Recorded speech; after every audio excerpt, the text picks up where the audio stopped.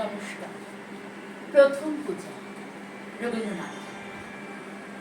ত্রিলোকেশ্বরের মন্দির। লোকে বলে স্বয়ং বিশ্বকর্মা তার ভিতপত্তন করেছিলেন কোন মানধাতার আমলে।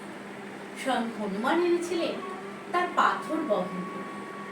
ইতিহাসে পণ্ডিত বলেন এ মন্দির কিরাত জাতের গড়া, এ দেবতা কিরাত। একথা যখন ক্ষত্র রাজা জয় করলেন দেশ, দেউলের আঙ্গিনা পূজারীদের রক্তে গেল ভেসে। দেবতা রক্ষা পেলেন নতুন নামে, নতুন পূজা বিধির আড়ালে। হাজার বৎসরের প্রাচীন ভক্তিধারা স্রোত গেল ফিরে। কিরাতাজ অস্পৃশ্য, এ মন্দিরে তার প্রবেশ পথ লুপ্ত। কিরাত থাকে সমাজের পাড়ে, নদীর পূর্ব পাড়ে তার পাড়া। সে ভক্ত, আজ তার মন্দির নেই, তার গান আছে। নিপুণ তার হাত, অভ্রান্ত তার দৃষ্টি। সে জানে কি করে পাথরের উপর পাথর বাঁধে, কি করে পিতলের উপর রূপোর ফুল তোলা যায়। কৃষ্ণশিলায় মূর্তি গড়বার ছন্দটাকে। রাজশাসন তার না, অস্ত্র তার নিয়েছে কেড়ে। বেশে বাসে ব্যবহারে সম্মানের চিহ্ন হতে সে বর্জিত। বঞ্চিত সে কুচিন বিদ্যা। ত্রিলোকেশ্বর মন্দিরের স্বর্ণচূড়া পশ্চিম দিগন্তে যায় দেখা। চিনতে পারে নিজেদেরই মনের আপন।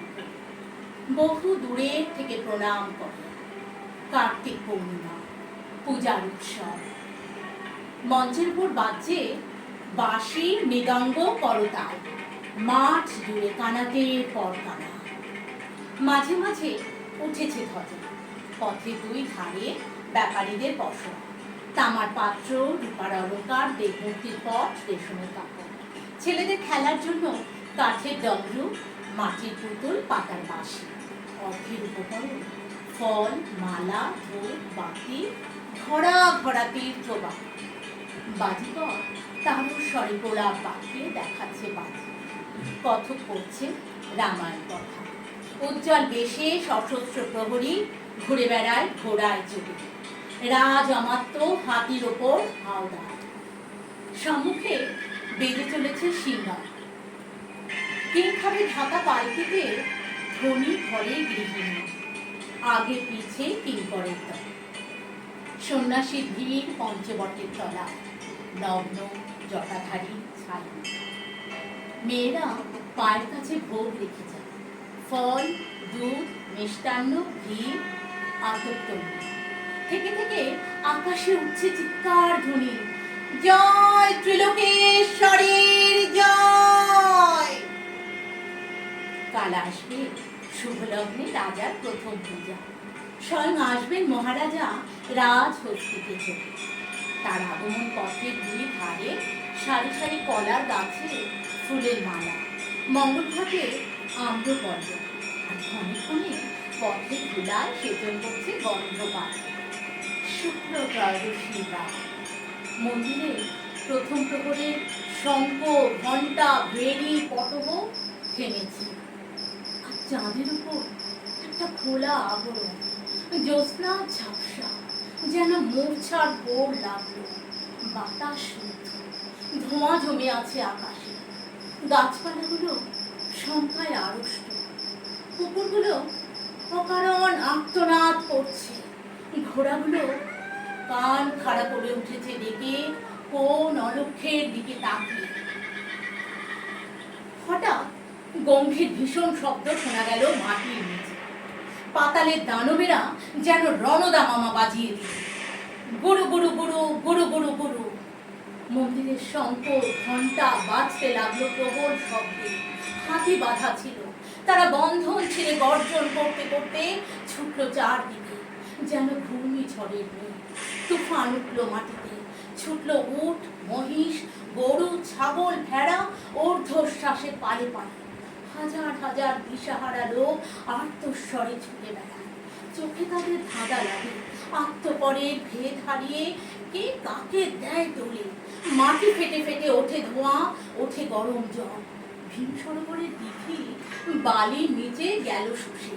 মন্দিরের চূড়ায় বাঁধা বড় ঘণ্টা দুলতে দুলতে বাজতে লাগলো, ঠং ঠং ঠং। আচমকা ধ্বনি থামল একটা ভেঙে পড়ার শব্দ। পৃথিবী যখন স্তব্ধ হলো, পূর্ণতার চাঁদ তখন হেরেছে পশ্চিম। আকাশে উঠছে জ্বলে ওঠা কানাতগুলো ধোঁয়া কুণ্ড। জ্যোৎস্নাকে যেন অজগর সাপে জড়িয়েছে। পরদিন আত্মীয়দের বিলাপে দিক বিদিক যখন শোকার্ত, তখন রাত সৈনিক দল মন্দির ঘিরে রাখে।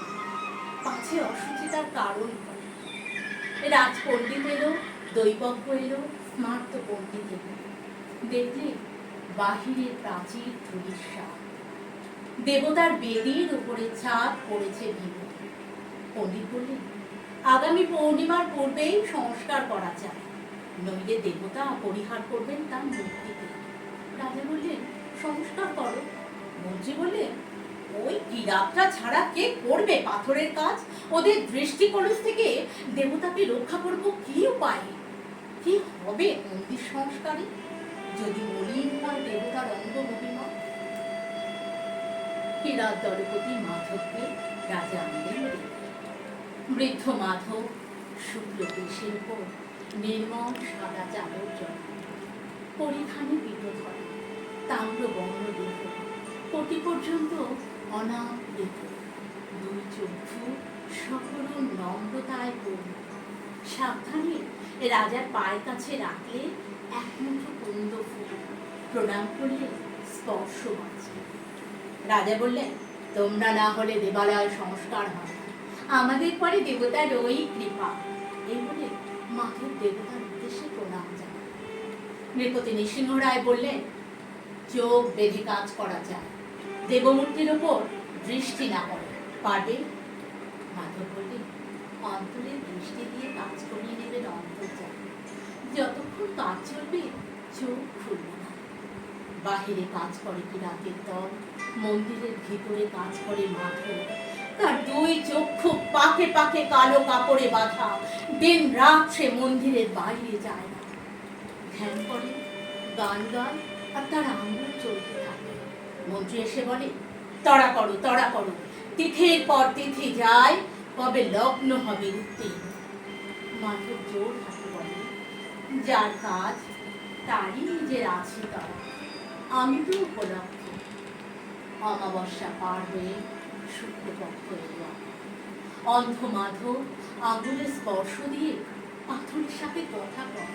পাথরটা সাড়া দিতে থাকে। কাছে দাঁড়িয়ে থাকে প্রহরী, পাছে মাধব চোখের বাঁধন খোলে। পণ্ডিত এসে বললেন, একাদশী রাত্রে প্রথম পূজার শুভক্ষণ, কাজ কি শেষ হবে তার পূর্বে? মাধব প্রণাম করে বললেন, আমি কি যে উত্তর দেব? কৃপা যখন হবে সংবাদ পাঠাবো যথাসময়ে। তার আগে এলে ব্যাঘাত হবে, বিলম্ব ঘটবে। ষষ্ঠী গেল, সপ্তমীতে মন্দিরের দ্বার দিয়ে চাঁদের আলো এসে পড়ে মাধবের শুক্ল দেশে। সূর্য অস্ত গেল, পাণ্ডুর আকাশে একাদশীর চাঁদ। মাধব দীর্ঘশ্বাস ফেলে বললেন, যা প্রহরী, সংবাদ দিয়ে এসো, মাধবের কাজ শেষ হলো আজ, লগ্ন যেন বয়ে না যায়। প্রহরী গেল। মাধব খুলে ফেলে তার চোখে বন্ধ। মুক্ত দ্বার দিয়ে একাদশী চাঁদের পূর্ণ আলো এসে পড়ে দেবতার মুখে। মাধব হাঁটু পেরে বসল, দুই হাত জোর করে এক দৃষ্টে চেয়ে রইল দেবতার মুখে। দু চোখে বইল জলের ধারা। আজ 1000 বছরের ক্ষুদিত দেখা, দেবতার সঙ্গে ভক্তের। রাজা প্রবেশ করলেন মন্দিরে। তখন মাধবের মাথা নত, বেদে মরে। মুহূর্তে রাজার তলোয়ারে ছিন্ন হলো সেই মাথা। দেবতার পায়ে এই প্রথম পূজা, শেষ প্রণাম।